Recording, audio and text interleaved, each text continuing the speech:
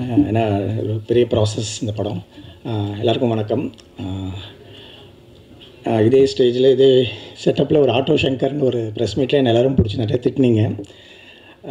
தெரியல எவ்வளோ பேருக்கு ஞாபகம் இருக்குதுன்னு தெரியல, இந்த ப்ரெஸ் அந்த சேம் டீம் வந்திருக்காங்களான்னு. பட் அதை எடுக்கும்போதே இந்த படத்தோட ஃபஸ்ட் ஆஃப் நான் ஷூட் பண்ணியிருந்தேன். ஸோ நான் அப்போ கொஞ்சம் திமிராக தான் இருந்தேன். ஸோ இன்றைக்கி ஒரு நாள் நம்மளை திருப்பி ஒரு நல்ல படத்தோட மீட் பண்ணி இதை காம்பன்சேட் பண்ணிடலான்ற ஒரு பாயிண்ட் இருந்தது. ஸோ நெக்ஸ்ட் 8 years அதுதான் இந்த படத்தோட ஒரு யூஎஸ்பியாக பேசிக்கிட்டு இருக்கோம் எல்லோரும். ஸோ ஒரு சின்ன சேலஞ்ச், டெக்னிக்கலி பெரிய சேலஞ்ச் எனக்கு. ஏன்னா அது ஒரு டிஜிட்டல் வந்த டைம். அப்போ இருக்கிற கேமராஸ் வந்து இப்போ இன்றைக்கி இருக்கிற ஸ்டாண்டர்ட் கேமராஸை விட கொஞ்சம் அப்கிரேட் ஆகாத டைம். ஸோ அப்போ ஷூட் பண்ணிவிட்டு அதை அந்த ஃபுட்டேஜை ப்ரிசர்வ் பண்ணுறது, அதுக்கப்புறம் இந்த டிசிஷன் எடுக்கிறதுக்கும் போது அவங்க போர்சம் பிபி பண்ணி முடிச்சுட்டு வந்த படம். சில்லு கருப்பட்டின்ற படம் அவங்க பண்ணல. ஸோ அந்த ஃபார்மேட், அந்த ஆந்தாலஜி, இந்த மாதிரி ஒரே கதைக்குள்ளே டிஃப்ரெண்ட் வேர்ல்ட்ஸை சொல்லலாம், டிஃப்ரெண்ட் ஏஜ் குரூப்ஸை, டிஃப்ரெண்ட் டைம்லைன்ஸை சொல்லலான்ற மாதிரி ஒரு சிச்சுவேஷன் அப்படி இல்லை. பட் ஒரு போல்ட் டிசிஷன் எடுக்கிறதுக்கு என்ன கன்வின்ஸ் பண்ணதுக்கு வந்து காரணம் வந்து அந்த ஏன் இதே பசங்க தான் இந்த அடுத்த ஏஜ் குரூப்பில் இருக்கணுன்றதுக்கான அவங்க சொன்ன ஒரு விளக்கம் வந்து கன்வின்சிங்காக இருந்துச்சு. ஸோ நம்ம இது எப்படி ஒரு பெரிய அந்த ஃபினான்ஷியல் பர்பஸ்க்காக இந்த படம் பண்ணல. நமக்கு ஒரு whatever நம்ம ஸ்பெண்ட் பண்ணுறது ஒரு பிரேக் ஈவன் மாதிரி வந்தால் போதும். So will take a challenge சொல்லிட்டு தான் நம்ம பண்ணோம். ஜென்ரலி இந்த 8 years இந்த ஃபுட்டேஜ் இப்போ இருக்கிற ஃபுட்டேஜோட மேட்ச் பண்ணுறதுன்றதுலாம் ஒரு மிகப்பெரிய சேலஞ்சாக இருந்துச்சு. இப்போ ரீசெண்டாக பார்த்தீங்கன்னா இப்போ இருக்கிற ஃபுட்டேஜே காணாமல் போச்சுன்னு சொல்கிற மாதிரி கம்ப்ளைண்ட்டில் நடக்கிற டைம் இது. ஸோ அந்த சிச்சுவேஷனில் இதை மெயின்டைன் பண்ணி டெக்னிக்கலாக இதை கொண்டு வரதுன்றது ஒரு சேலஞ்ச். பட் அதை விட வந்து அவங்க வந்து அது ஒரு டேரிங் எஃபர்ட்ஸ். இப்போ ஒரு தாட் ப்ராசஸ், ஒரு 8 வருஷத்துக்கு முன்னாடி சொல்கிற கதைகள், சொல்கிற விஷயங்கள், நம்ம சுற்றி நடக்கிற விஷயங்கள்லாம் சேர்ந்து இப்போ ஒரு ஆஃப்டர் 9-10 yearsக்கு அப்புறம் அதை ரிலீஸ் பண்ணும்போது எவ்வளோ இம்பேக்டாக இருக்கும் அப்படின்றது தான் பெரிய டெசிஷன் மேக்கிங்கில் இருந்த சேலஞ்ச். ஸோ இந்த லைன் அவங்க சூஸ் பண்ண விஷயங்கள் எல்லாமே வந்து ரொம்ப ஒரு யூனிவர்சலாக இருந்தது. ஸோ அது ஒரு பெரிய ரீசன். இது வந்து கண்டிப்பாக நமக்கு டெஃபினட்டாக இது ஒர்க் ஆகும் அப்படின்றதுக்கான ரீசன் வந்து அதுதான். ஸோ இருந்தாலும் என்னோடய ஃப்ரெண்ட்ஸ்க்கெலாம் நான் போட்டு காமிச்சேன். ஸோ எல்லாருமே வந்து இப்போ ஷூட் பண்ணதை விட அந்த 8 yearsக்கு முன்னாடி ஷூட் பண்ணதை வந்து ரொம்ப ரசித்தாங்க. ஸோ அதில் இருக்கிற ஒரு சின்ன சின்ன நியூவான்சஸ், ஒரு நேச்சுரல் பீரியடிங் அப்படின்னு சொல்லுவோம்ல, சீசனிங் பண்ணும்போது நம்ம ஒரு ஒயிட் வால் அடித்து அதை பெயிண்ட் பண்ணுவோம். அது எப்படி இருந்தால் நல்லாயிருக்கும் அப்படின்னு சொல்லிட்டு அதை சீசன் பண்ணுவோம். இது வந்து ஆட்டோமேட்டிக்காகவே அது ஒரு சீசன் ஆகிருக்கு அப்படின்ற மாதிரி இருக்கும்போது அது ஒரு plus. So that is the reason why we took this decision. அது என்னால் ரிவீல் பண்ண முடியாது அந்த சின்ன சின்ன டீட்டெயில்ஸ், ஏன் வந்து அவங்களே தான் நடிக்கணும் அப்படி ப்ரெஷர் போட்டு எங்களை இது பண்ண சொன்னாங்கன்றது படம் பார்க்கும்போது அது புரியும். ட்ரைலர்ஸில் உங்களுக்கு அந்த சின்ன கிளிம்ஸ் கிடச்சிருக்கும். பேரலெல்லாம் அந்த குட்டி பசங்க ப்ளஸ் அந்த ஸ்கூல் லைஃப், அந்த போர்டிங் ஸ்கூல் லைஃப், இவங்களோட பைக் ட்ரிப் அதை இன்டர்கட் பண்ணி போட்டிருப்பாங்க. படத்தில் வந்து லீனியர் ஸ்க்ரீன் ப்ளேவாக தான் வரும். ஃபஸ்ட் ஆஃப் நீங்கள் முடியும் போது வேறு ஒரு வேர்ல்டு, சில்லுக்கற்பட்டியில் எப்படி ஒரு 4 world, okay, 4 age group, 4 world, ஒரே தீம் அப்படின்ற மாதிரி இதில் 2 வேர்ல்டு தீம். அஃப்கோர்ஸ் ஒரே ஒரு தீம் தான், சர்வைவர்ஸ் கில்ட்ன்றது தான் அந்த தீம். அந்த தீம் செலக்ட் பண்ணுறதுக்கு ரீசன் வந்து நான் நிறைய ரிசர்ச் பண்ணி பார்த்ததில் தமிழ் சினிமாலேயோ ஒரு எந்த சினிமாலேயுமே ஒரு முழுக்க இந்த தீமை பேஸ் பண்ணி ஒரு ஃபுல் லென்த் ஃபீச்சர் ஃபிலிம் வந்ததில்லை. So that is another confident point. Okay, புதுசாக ஒரு பாயிண்ட், இது யாரும் சொல்லலை இது வரைக்கும். இதில் நீங்கள் ஒரு எக்ஸ்பெரிமெண்ட் பண்ணுறீங்க, இதுக்கான ஒரு சிச்சுவேஷன்ஸ்லாம் க்ரியேட் பண்ணியிருக்குன்ற போது ஸோ ஒரு அந்த டிசிஷன் எடுத்ததுக்கான மெயின் ரீசன் அதுதான். நெக்ஸ்ட்டு வந்து அஃப்கோர்ஸ் இந்த மாதிரி ஒரு படம் எடுத்துகிட்டு நம்ம தியேட்டருக்கு கொண்டு போகணுமா, ஓடிடி, இப்போ இருக்கிற ப்ரெஷர், நிறைய பேரை நாங்கள் மீட் பண்ணோம்.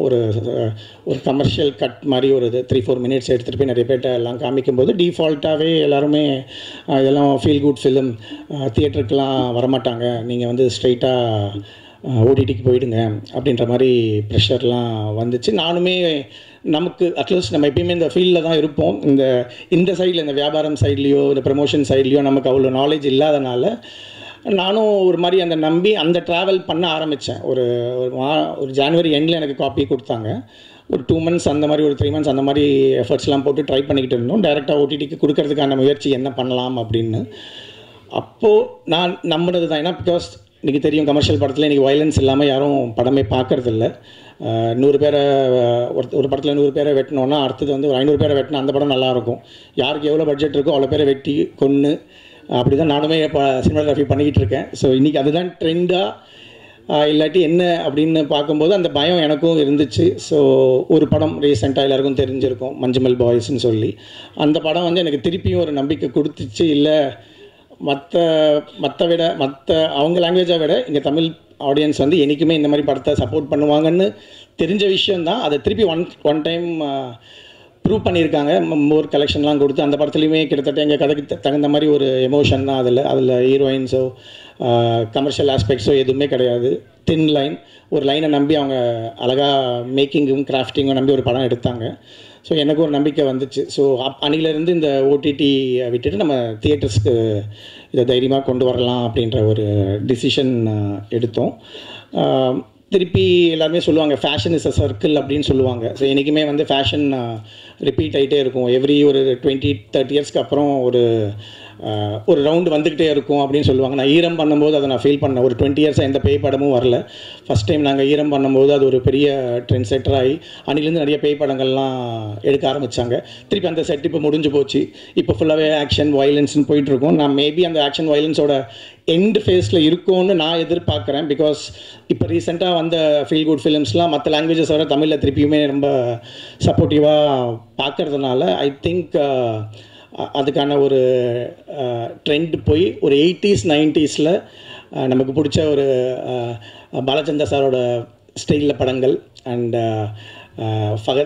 ஃபாசில் சார் படங்கள், மகேந்திரன் சார் மாதிரி படங்கள்லாம் வந்து திருப்பி அந்த பொறுமையாக ஸ்பேஸிங்கில் படம் எடுத்தாலுமே பார்ப்பாங்கன்ற நம்பிக்கை. ஸோ திருப்பி ஏன் அந்த 80s 90s சொல்கிறேன்னா, அலிதாவன் அந்த மாதிரி ஒரு ஜோனில் தான் பார்க்குறேன். ஸோ அவங்க வந்து ஒரு 2 பேரை இங்கே இன்ட்ரடியூஸ் பண்ணுறாங்க. எப்படி நம்ம பாலச்சந்தர் சார் ஒரு ரஜினிகாந்த் சார் இன்ட்ரடியூஸ் பண்ணுற மாதிரி கௌரவ் காலே எங்களை பொறுத்த வரைக்கும் அவர் தான் ஃப்யூச்சர் ரஜினிகாந்த் சொல்லுவான். இஸ் அ வெரி எனர்ஜெட்டிக் கை. அந்த ஸ்கின் டோன் எங்களுக்கு ரொம்ப பிடிக்கும். போர் சமீபிலேருந்து அந்த பையனை நாங்கள் ஃபாலோ பண்ணிக்கிட்டு இருக்கோம். அண்ட் பிரவீன் கிஷோர் அவர் வந்து ஒரு கமல்ஹாசன் சார் தான். ஏன்னா it's very sensible the way takes the scene. நான் வந்து இந்த லியோவில் அந்த ஒரு சீனை பார்த்து நான் சொல்லியிருந்தேன் இன்டர்வியூஸில், விஜய் சாரை பார்த்து அந்த ஆன் கேமராவில் அழுதுன்னு சொல்லி. அதுக்கப்புறம் பிரவீனோட பர்ஃபார்மன்ஸ் நீங்கள் கிளைமேக்ஸில் வந்து கண்டிப்பாக அழுகலைன்னா நான் பேரை மாற்றிக்கணும், அந்தளவுக்கு ஒரு பர்ஃபார்மன்ஸ் கொடுத்துருக்காங்க. எஸ்தர், ஸ்வீட் ஆர்ட், நம்ம நதியா மேம் 80s 90s எப்படி இருப்பாங்களோ அந்த மாதிரி ஒரு நெக்ஸ்ட்டு நம்ம லைக் யார் வேணால் சொந்தம் கொண்டாடுற ஒரு கேரக்டர் மாதிரி பண்ணியிருப்பாங்க. பியூட்டிஃபுல் பர்ஃபார்மர், நம்ம சொல்லவே வேணாம். அவங்க சின்ன வயசுலேருந்து திருஷ்யம் படம்லாம் நீங்கள் பார்த்துருப்பீங்க. அவ்வளோ அழகாக பர்ஃபார்ம் பண்ணியிருப்பாங்க பெரிய பெரிய ஸ்டார்ஸோட. ஸோ ரொம்ப நைஸ் கோஆப்ரேஷன். எனக்கு ஆக்சுவலி எஸ்தர் மேலே அவங்க ஃபேமிலி எல்லாருமே ஒரு பயங்கரமான சினிமா லவர். ஸோ அவங்க கண்டிப்பாக பெரிய ஆளானாலுமே சினிமாவில் தான் இருப்பாங்க. எனக்கு டவுட்டு. எனக்கு பிரவீன் மேலே தான் டவுட்டு. அவன் எப்படி வளருவான், எப்படி ரொம்ப சில பசங்க வந்து சின்ன வயசில் க்யூட்டாக இருப்பாங்க, வளரும்போது ரொம்ப டிஸ்டார்ட்டாகி வேறு மாதிரி ஆகிடுவாங்க. But is grown to an handsome, நீங்கள் படத்தில் வர டைலாக் மாதிரி தான் ஹேண்ட்ஸம் யங் மேன். ஸோ இது ஒரு so I think we are going back to that 80s and 90s. அதுக்கான ஒரு ஃபஸ்ட்டு முயற்சியே அந்த படம் இருக்குன்னு நினைக்கிறேன். நெக்ஸ்ட்டு வந்து முரளி கிருஷ்ணன் அப்படின்னு இருக்கார். அவர் வந்து யாருன்னா நம்ம ஜென்ரலாக இந்த ஃபாரின் கோஆர்டினேட்டர்னு சொல்லுவாங்க, line producer for foreign films. என் கூட வந்து துருவ நட்சத்திரம், பீஸ்ட்டு, இந்த நாரேஷாம் இந்த மாதிரி படத்துக்கெலாம் வந்து இந்த ஜார்ஜியாலாம் கூட்டிகிட்டு போய் வெரி சென்சிபிள், அதாவது ஒரு ஐடி ஃபீல்டு விட்டுட்டு இந்த சினிமா பேஷனாக வந்து இந்த மாதிரி ஒரு பிஸ்னஸ் பண்ணிக்கிட்டே இருந்தார். எனக்கு இந்த படத்துக்கு வந்து லடாக் போகணும் அப்படின்னும்போது it's more expensive then going Switzerland. ஏன்னா ஃப்ரீக்வன்சி ஆஃப் ஃப்ளைட்ஸ்லாம் வந்து ரொம்ப கம்மி. அண்ட் ஒரு மே, ஜூன், ஜூலை இந்த ஒரு 3 மாதத்தில் மட்டும்தான் அங்கே பெர்மிஷனே கொடுப்பாங்க இந்த மாதிரி ஷூட்டிங் இந்த மாதிரி விஷயங்களுக்கெல்லாம். ஸோ ரொம்ப எக்ஸ்பென்சிவ். அங்கே வந்து அக்காமடேஷன் ரொம்ப கம்மி. ஆனால் ஒரே டைம் அவ்வளோ டூரிஸ்ட்டு வந்துடுவாங்க. எல்லாமே ஒரு 200 கிலோமீட்டர்ஸ் இருக்கும் ஒரு டெஸ்டினேஷன் பாயிண்ட். நீங்கள் படத்தில் பார்த்தீங்கன்னா ஒரு மவுண்டன்ஸ் தான், பட் டிஃப்ரெண்ட் ஷேட்ஸில் இருக்கும். ஸோ இது ஒரு பெரிய ப்ராசஸாக இருந்துச்சு. ஸோ எனக்கு இந்த ட்ராவல்ஸ் அந்த மாதிரி ஒரு எக்ஸ்பீரியன்ஸ் இருக்கிற அவரே நானும் எனக்கு ப்ரொடியூஸ் பண்ணுறதுல இன்ட்ரெஸ்ட் இருக்குது சார்னு சொல்லும்போது அவரையுமே நான் பார்ட்னர்ஸாக எடுத்துக்கிட்டு அந்த டோட்டல் அட்மினிஸ்ட்ரேஷன் எனக்கு நல்லா பண்ணி கொடுத்தாரு. இன்றைக்கி வந்து இந்த விடியாமுயற்சி ஃபிலிம் அங்கே பக்குவில் இருக்கார், அவர் இன்றைக்கி வரல. So I need to thank Murali for supporting me to get handling everything and investing in the money. எங்களை மாதிரி ட்ரெஸ் பண்ணி பண்ணது. நெக்ஸ்ட்டு வந்து தென்ட்டுக்கோட்டா வருண் சார். ஸோ வழக்கம் போல் நம்ம அவருக்கு இந்த ஃபாரின் ரைட்ஸ்க்காக இந்த படத்தை வந்து நான் போட்டு காமிச்சேன் அவருக்கு. ஸோ அன்றைக்கி போட்டதுலேருந்து இன்றைக்கி வரைக்கும் டெய்லி ஃபோன் பண்ணி ரொம்ப எக்ஸைட்டாக ஒரு பயங்கரமாக நான் சொன்னார். அது எவ்வளோ எக்ஸைட்டேட் பண்ணுறாரா நிஜமாக சொன்னாரான்னு தெரியல. இந்த படம் தமிழ் சினிமாவில் ஓடாடி எந்த படம் ஓடும் சார். எனக்கு இது வந்து நாட் ஓன்லி இன் யூஎஸ் எனக்கு நான் அந்த டைமில் ரெட் ஜெயிண்ட்டுக்கு நெக்ஸ்ட் நான் படம் பண்ணிக்கிட்டு இருக்கேன். ஸோ நான் அவங்க மூலிமா தமிழில் ரிலீஸ் பண்ணலான்ற மாதிரி பிளானில் இருக்கேன் சார் சொன்னேன். நீங்கள் பண்ணல, அவங்களுக்கு இன்னும் கன்ஃபார்ம் பண்ணலன்னா சொல்லுங்கள், நானே ரிலீஸ் பண்ணுறேன் சார். எனக்கு ரொம்ப பிடிச்சிருக்கு, எனக்கு ஒரு சர்க்கிள் இருக்குது, நான் எங்கள் டீம்லாம் இருக்காங்க, உங்களுக்கு நல்லா ப்ரமோட்லாம் பண்ணி பண்ணுறேன்னு சொல்லி அவரே ஆன்போர்டு வந்தார். Varun sir thanks. அவருமே இங்கே யூஎஸில் சில விஷயங்களில் பிஸியாக இருக்கார். So next Khadija ma'am. So அவங்கள பற்றி நீங்கள் அந்த கான்டெக்ட்ஸில் வந்து நீங்கள் நினச்சிக்கலாம் ரஹ்மான் சாரோட இதுன்னு. என்னை பொறுத்த வரைக்கும் இந்த படத்தோட ஆர்ஆர் போட்டுட்டு ஒரு இளையராஜா சாரோட ஃபீல் வந்து இந்த படத்தில் அப்படியே கொடுத்துருக்காங்க. பேக்ரவுண்ட் ஸ்கோர் தான் இந்த படம். ஏன்னா நாங்கள் சாங்ஸ் எடுத்துகிட்டு போய் ஷூட் பண்ணல. ஸோ படத்தை எடுத்து முடிச்சுட்டு தான் நாங்கள் அவங்கள அப்ரோச் பண்ணோம். அலிதா வந்து நீங்கள் அனிருத் சார்கிட்ட ரஹ்மான் சார்கிட்ட ஒர்க் பண்ணியிருக்கீங்க, நீங்கள் அவங்கள அப்ரோச் பண்ணி கொடுங்க, இந்த படம் அவங்களுக்கு பிடிக்கும், நம்ம சாங்ஸ் கேட்கல பேக்ரவுண்ட் ஸ்கோர் தானே அப்படின்னு சொல்லி கேட்டாங்க. வழக்கம் போல் அவங்களுக்கு மெயிலெலாம் பண்ணி ட்ரை பண்ணும்போது ஃபஸ்ட்டே நம்ம ரொம்ப லேட்டாக எடுத்திருக்கோம். இப்போ அவங்கள நான் ஃபாலோ பண்ணி அவங்களோட பிஸி ஷெட்யூலை நம்ம படத்தை ஃபிட் பண்ணி இது இன்னும் ஒரு 1 இயர் தள்ளி போயிடும் அப்படின்ற மாதிரி ஒரு டெசிஷன். அப்போ வந்து அலிதா வந்து அவங்கள மீட் பண்ணி பண்ணுறதா பேசி இது made a very good job. நான் ஏன் திருப்பி அவர் இளையராஜா சார் மாதிரி சொன்னேன்னா, மோர் தென் எலக்ட்ரானிக் மியூசிக்லாம் இல்லாமல் she did lot of live music. அது வந்து ரொம்ப கேட்குறதுக்கே நல்லா இருந்தது. அவங்க ரொம்ப பர்டிகுலராக இந்த புத்தபெஸ்ட் ஆர்கெஸ்ட்ரா வேணும்னு கேட்டிருந்தாங்க. ஸோ நிறைய விஷயங்கள் அதுக்கப்புறம் நாங்கள் கொடுத்த சேலரியை விட அவங்களே கொஞ்சம் இன்வெஸ்ட் பண்ணி நிறையா போட்டிருக்காங்க. நீங்களும் ஒன் ஆஃப் த ப்ரொடியூசர்னு போடணும் உங்களையும். So it's very kind of you. And திருப்பி அதே மாதிரி அந்த பழைய ஃப்ளேவருக்குள்ளே பழைய சவுண்டிங் அந்த மாதிரி மியூசிக் வித் லேட்டஸ்ட் எமோஷன்ஸ், அந்த எமோஷன்ஸ்குள்ளே ஃபிட் பண்ணி ரொம்ப பியூட்டிஃபுல்லாக போட்டிருக்காங்க. லாஸ்ட்டாக அலிதா நான் ஒர்க் பண்ணதுலேயே மோஸ்ட் டஃபஸ்ட் டைரக்டர். யார் பேச்சையும் கேட்க மாட்டாங்க. டஃபஸ்ட்னால் எந்த அளவுக்குன்னா, இப்போ சப்போஸ் நான் ஒரு பெரிய டேரக்டர்ஸ் நம்ம ஒர்க் பண்ணுறோன்னா they will expect some contribution from cinematographer. Okay, சில விஷயங்களாவது நம்ம ஜோனுக்கு விடுவாங்க. இதெல்லாம் எதிர்பார்க்குறோம் சார், இதெல்லாம் நீங்கள் ஃபாலோ பண்ணிக்கோங்க, அட்லீஸ்ட் காஸ்டியூம்ஸ் நீங்கள் பார்த்துக்கோங்க, லொக்கேஷன்ஸ் நீங்கள் பார்த்துக்கோங்கன்னு சொல்லிவிட்டு, ரெண்டாவது நம்ம ஏதாவது கதையில் ஏதாவது சஜஷன் சொன்னால் கூட ரொம்ப வெல்கமிங்காக எடுத்துப்பாங்க. இவங்ககிட்ட எதுவுமே நடக்காது. எனக்கு போர் சம்பிப்பிலேருந்து நான் சண்டை போட்டுக்கிட்டே தான் இருக்கேன். சண்டை போட்டுப்போம் இப்போ இவங்களோட வேணாம் வேலையை பண்ணக்கூடாதுன்ற மாதிரி ஒரு ஸ்டேஜுக்கு போயிடுவேன். நமக்கு எந்த இம்பார்ட்டன்ஸுமே கொடுக்க மாட்டேன்றாங்கன்னு. பட் திருப்பி அவங்க கவலையே படாமல் திருப்பி வந்து ஏதாவது ஒரு புது கதையை சொல்லி என்னை இம்ப்ரெஸ் பண்ணி திருப்பி உள்ளே இழுத்துக்கிட்டே இருப்பாங்க.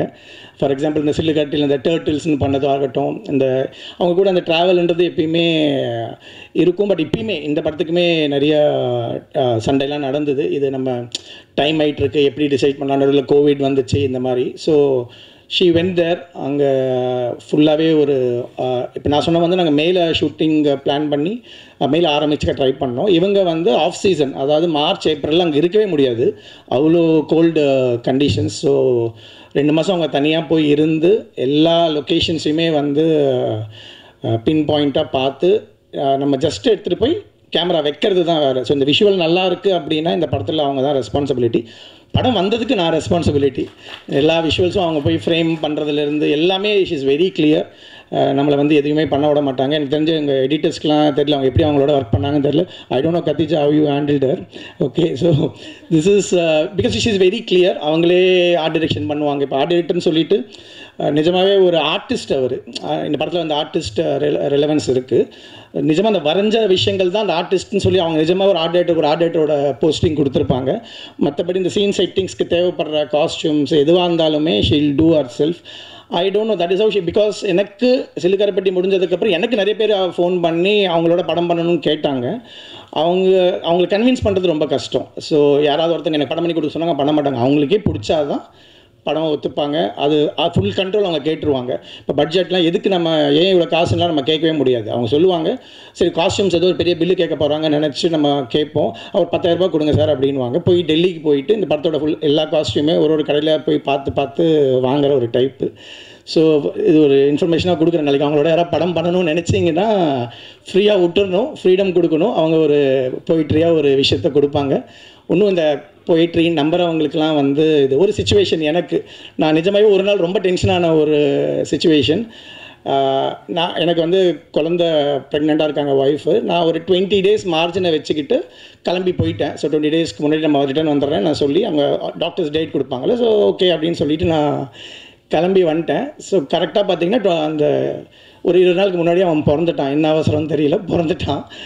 எனக்கு கரெக்டாக அங்கே சிக்னல்ஸே இருக்காது அந்த ஊரில். ஒரு ஜோன் இருக்கும், அடுத்த ஒரு 50 kilometers அப்புறம் இன்னொரு டவர் இருக்கும். ஸோ கிளம்புங்க ஷிஃப்ட் அங்கே போகணும், நெக்ஸ்ட் எங்கே போகணுன்னு கேட்டேன். அப்போ தான் எனக்கு மெசேஜ் வந்தது, இந்த மாதிரி பாய் அப்படின்ற ஒரு மெசேஜ் வந்தது. கிளம்புங்கன்றாங்க. எங்கே போகணுன்னு கேட்டேன். நான் ரொம்ப டென்ஷன் ஆகிட்டேன்னா, நான் கம்யூனிகேட் என்ன நடந்துச்சுன்னு எனக்கு தெரியல. இல்லை நம்ம அடுத்தது எங்கே லொக்கேஷன் கேட்டால் 200 kilometers தள்ளி போகணுன்றாங்க. காட் ரோட்ஸில் 200 kilometersன்றது கிட்டத்தட்ட ஒரு 8 hours 9 hours ஜேர்னி. அது கிட்டத்தட்ட அவங்க கூட்டிகிட்டு போகிற இடம் வந்து ஒரு சைனா பார்டர் 50 kilometers சும்மா தங்கின ஒரு இடம். நான் அவங்கள்ட்ட டென்ஷனாக கேட்டு, இது என்ன சீன் எடுக்க போகிறோம், இங்கே பக்கத்தில் எடுத்துக்கலாம், அங்கே போகணும் அப்படின்னு நான் கேட்குறேன். இல்லை சார் ரொம்ப இம்பார்ட்டன்ட் சார், நீங்கள் சீன் பேப்பர் கொடுங்கன்னு சொல்லி கேட்டால் ஒரே ஒரு லைன் எழுதியிருக்கு அதில், இந்த மாதிரி சப்ரி எவாப்ரேட்ஸ் இஸ் கில்ட் அப்படின்னு போட்டிருக்கு. இன்னுங்க ஒரே ஒரு லைனுக்கு 200 kilometer அப்படின்றேன். இல்லை சார் நீங்கள் அங்கே வாங்க ஒரு மேஜிக் இருக்குது அப்படின்னாங்க. சரின்னு சொல்லிட்டு போயிட்டேன். என்னோட பேட் டைம் வந்து அங்கே இருக்கிற ஒரே ஒரு பிஎஸ்என்எல் டவரில் சிக்னலே இல்லை அன்றைக்கி. ஸோ 36 hours ஆஃப் கிரிட், யாரோடையுமே கம்யூனிகேட் பண்ண முடியல. எங்கள் ஹாஸ்பிட்டலில் என்ன இருந்தது, நான் ஒரு மாதிரி டென்ஷனில் இருந்தேன். நீங்கள் தூங்குங்க, போய்ட்டு ஈவினிங் ஆகிடுச்சு, காலங்கால மார்னிங் எழுந்து நீங்கள் வாங்க கேமரா இங்கே வைங்க அப்படின்னு சொன்னாங்க. லைட் வரல. லைட் ஓப்பன் பண்ணி பார்த்தா மேஜிக். நிஜமாகவே வந்து அந்த இந்தியாவிலே இருக்கிற ஒரே ஒரு ஹாட் ஸ்ப்ரிங்ஸ் அது. ஸோ அதில் பார்த்தீங்கன்னா நிஜமாகவே வந்து அந்த வேப்பர் வந்து தண்ணியிலேருந்து அப்படியே வந்திருக்கு. அவன் சும்மா சைலண்ட்டாக நின்றுட்டு இருப்பான். No dialogues, nothing. ஷார்ட் வச்சா அவங்க சொல்கிற அந்த கதை, அவங்களோட எமோஷன் வந்து ஃப்ரேம். அஃப்கோர்ஸ் இதை வந்து சிஜியில் கூட பண்ணியிருந்துருக்கலாம், பட் அவங்களுக்கு அது பிடிக்காதுன்னு நினைக்கிறேன் சிஜிலாம். So she wants to travel thing. இதே மாதிரி தான் அந்த ஊட்டி ஸ்கூல் இதெல்லாமே பயங்கரமான ஒரு எக்ஸ்பீரியன்ஸாக இருந்துச்சு. இப்போ வீட்டில் என்ன நடந்துச்சுன்னா, அதுக்கப்புறம் வந்து சொல்லி நாங்கள் வளர்க்குறோம், நீங்கள் வந்து இந்த பையனை உங்கள் அப்பா வந்து இந்த இதுக்கு நீ பிறந்ததுக்கு வரவே இல்லைன்னு சொல்லி நாங்கள் சொல்லி வளர்க்குறோம்னு சொல்லி இன்றைக்கி வரையும் என்னை வெறுப்பேற்றிக்கிட்டு இருக்காங்க. பட் நான் ரொம்ப கான்ஃபிடென்ட்டாக சொல்கிறேன், ஒரு 15 வருஷம் கழித்து அவனுக்கு சினிமா தெரியும் போது இந்த படத்தை நான் தைரியமாக அவனுக்கு போட்டு காமிப்பேன். I'm so proud of it. அவன் வந்து இந்த சினிமாவை லவ் பண்ணுவான். இது வந்து ஒரு டைம்லெஸ் மூவின்றது தான் என்னோட பாயிண்ட். நான் அந்த பாயிண்ட் ஏன் சொல்ல வரேன்றது, இது டைம்லெஸ்ன்றதுக்கு 2 ரீசன். ஒன்று வந்து இந்த படத்தோட ஃபர்ஸ்ட் ஆஃப், இது வந்து ஒரு ஆல்மோஸ்ட் ஒரு போர்டிங் ஸ்கூல். அதுவுமே ஒரு 100-150 வருஷம் ஒரு பிரிட்டிஷ் அந்த டைமில் கட்டின பிரீக் ஸ்கூல், அவங்களோட ஸ்கூலில் தான் இதை ஷூட் பண்ணோம். நீங்கள் இன்னும் ஒரு 100 வருஷம் கழிச்சு கூட அந்த ஸ்கூல் அப்படியே தான் இருக்கும். இந்த ஹிமாலயாஸ் நீங்கள் இன்னொரு 100 வருஷம் கழிச்சு கூட எதுவுமே மாறாது. இவங்களோட எமோஷன்ஸுமே, இந்த கதையில் இருக்கிற எமோஷன்ஸுமே இன்னைக்கு முடிஞ்சு நாளைக்கு போகிற மாதிரி ஒரு எமோஷன்ஸ் கிடையாது. இவங்க டைட்டில் தான் அப்படி வச்சுருக்காங்க, மென்மினின்னு. பயங்கரமாக பிரைட்டை அன்றைக்கே அது இறந்துருன்ற மாதிரி ஒரு டைட்டில் வச்சுருக்காங்க. பட் இந்த படத்தோட எமோஷன்ஸ் வந்து என்றைக்குமே சாகாதுன்றது தான் நம்புகிறோம். இந்த நம்பிக்கை எல்லாருக்கும் இந்த படம் முடிஞ்சோடனே வரும், எனக்கு மெசேஜ் எல்லாம் பண்ணுவீங்க அப்படின்றது தான். நான் ஒரு புக்கில் படித்தது தான். First of all natural light sources அப்படின்னு சொல்லிட்டு இந்த சினிமாட்டோகிராஃபி புக்கில் போட்டிருப்பாங்க. அதில் வந்து 4 விஷயம் தான் இருக்கும் நேச்சுரல் லைட் சோர்சஸ் உலகத்தில்: sun, moon, stars, fireflies. அதான் மின்மினி. தேங்க்ஸ்.